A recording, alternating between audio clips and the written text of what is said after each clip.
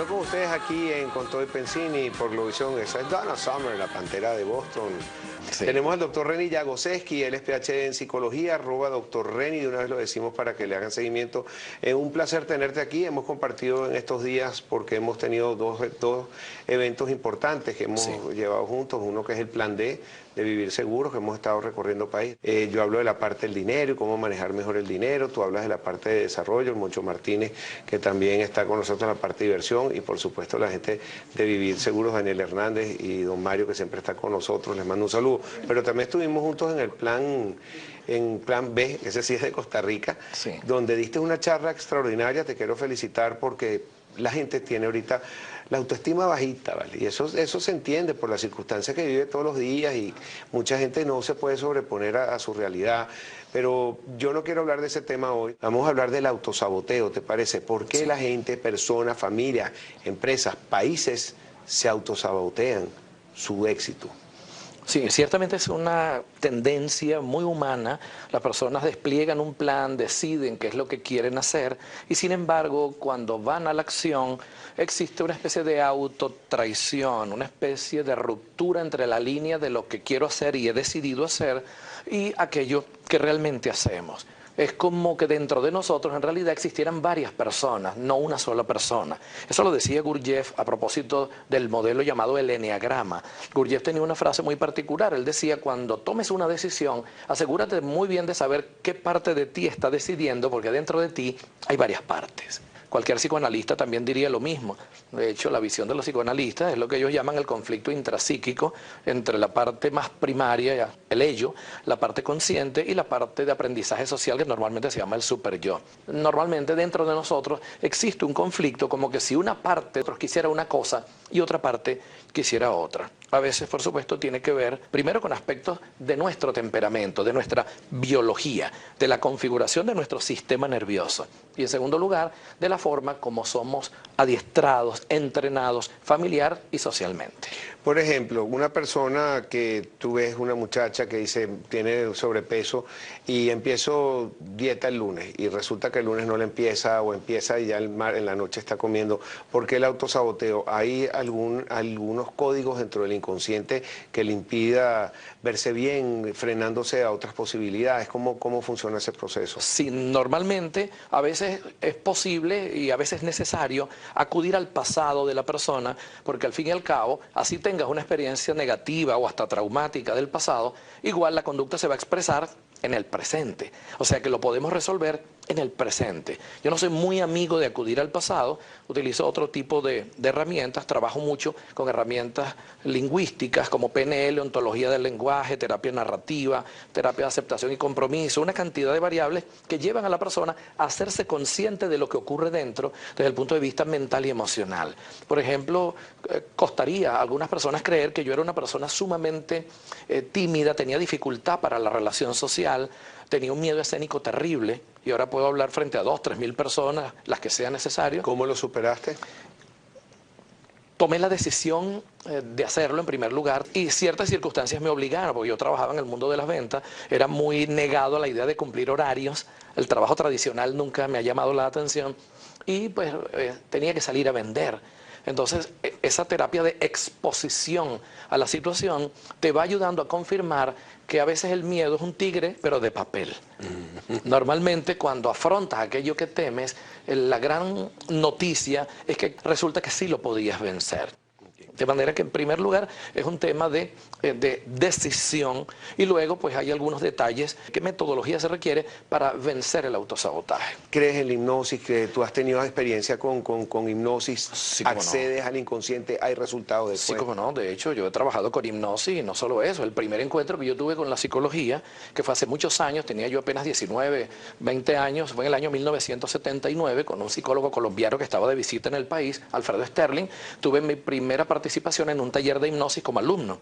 Después estudié parapsicología con Ennio Hernández, el gran parapsicólogo venezolano ya fallecido, y me ha tocado pues trabajar con hipnosis. Solo que ese es un recurso que dejo para el final, porque prefiero utilizar técnicas, rutas en que la persona establezca un absoluto compromiso consciente. Lo primero es que hay que tener la intención. tienes que querer dejar de fumar, tienes que querer bajar de peso, tienes que querer dejar de autosabotearte, tienes que querer dejar de pelear con tu pareja neciamente, tontamente cada día. Tienes que querer dejar de llegar tarde. Es decir, uno tiene que querer desarrollar una mejor manera de ser. Oye, lo que dije, de ser. Podríamos decir de hacer. Y como dice Joe Dispenza, de tanto hacer te conviertes en ser. Si tú repites la misma conducta, se torna un hábito, va cambiando el cableado cerebral, la forma como las neuronas están conectadas y se produce un cambio importante que después se genera como un hábito que ya es automático. Primero la intención y luego donde pones la atención. Ok. Bueno, doctor, vamos un momentico a una pausa comercial, regresamos, dejamos el tema de la hipnosis. Ya regresamos con más con el doctor Reni Jagoseski, PhD en psicología, @ Doctor Reni, aquí en Control y Pensini Globovisión.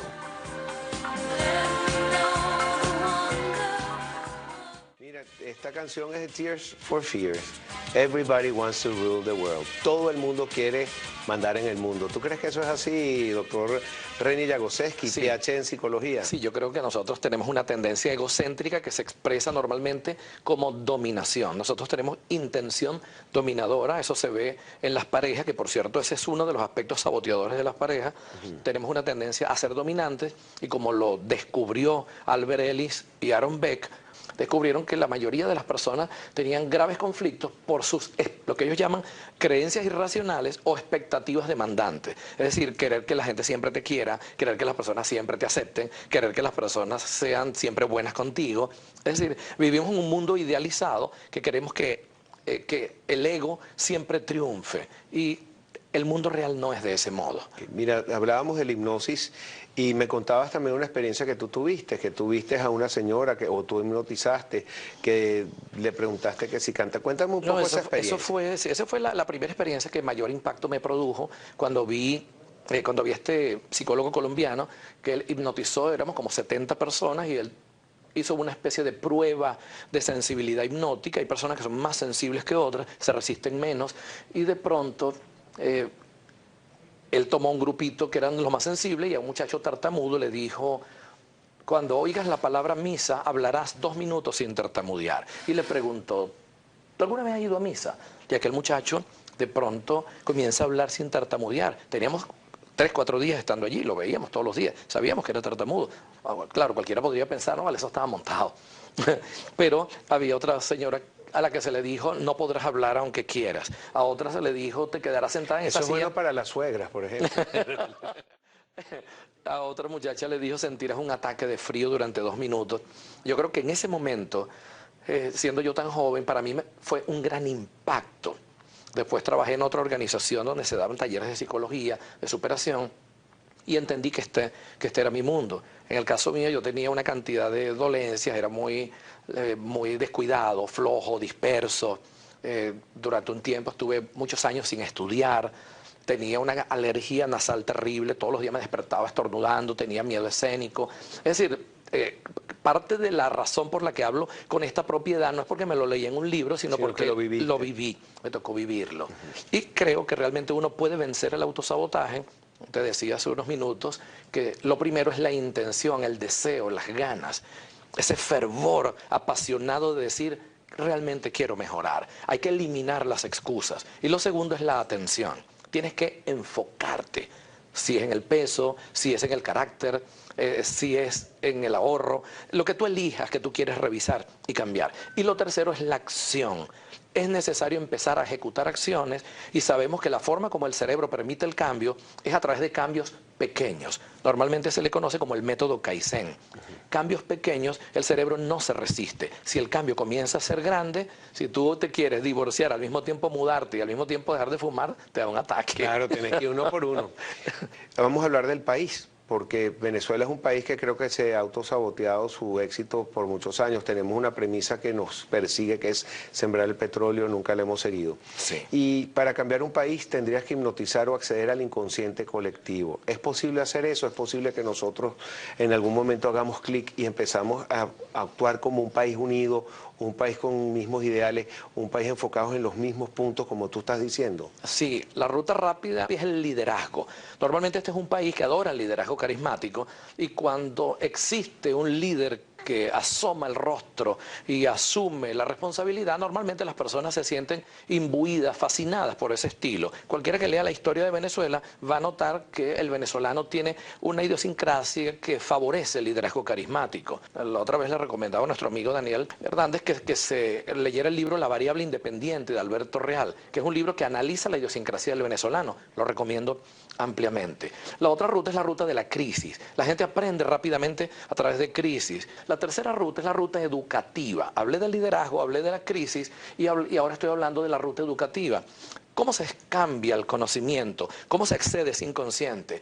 En la familia, en el trabajo, a través de los medios y a través de la escuela, que son los 4 escenarios que, en mi opinión, crean el conocimiento. Allí se puede cambiar la mentalidad del venezolano, pero ese es un proceso más lento. Por supuesto, es más seguro. Requeriría inversión en educación, requeriría despolitizar el elemento educativo, o al menos crear un pensamiento crítico y además un pensamiento amoroso. Quizás ese es el trabajo, por ejemplo, de la educación religiosa. Ayudar a que las personas trabajen y venzan ese terrible egoísmo y entiendan que el daño que le haces a otro, en realidad te lo haces a ti mismo. Una recomendación final para la audiencia, por favor. La recomendación final es la autoobservación, la vigilancia mental.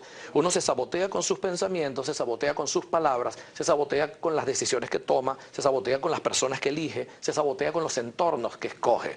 De manera que es importante pensar en las decisiones que uno toma y hacerse una pregunta. ¿Esta decisión es acorde con mis valores? ¿Esta decisión me lleva a lograr mis metas? Y si cualquiera de las dos respuestas, valores y metas, es no, entonces debes repensar esa decisión. Doctor, un placer estar con usted, doctor Reni Llagostesky, @doctor Reni con doble N. Y bueno, me despido, se les quiere mucho, gracias por seguirnos siempre aquí en Con Todo y Pensini en Globovisión. Hasta luego, gracias.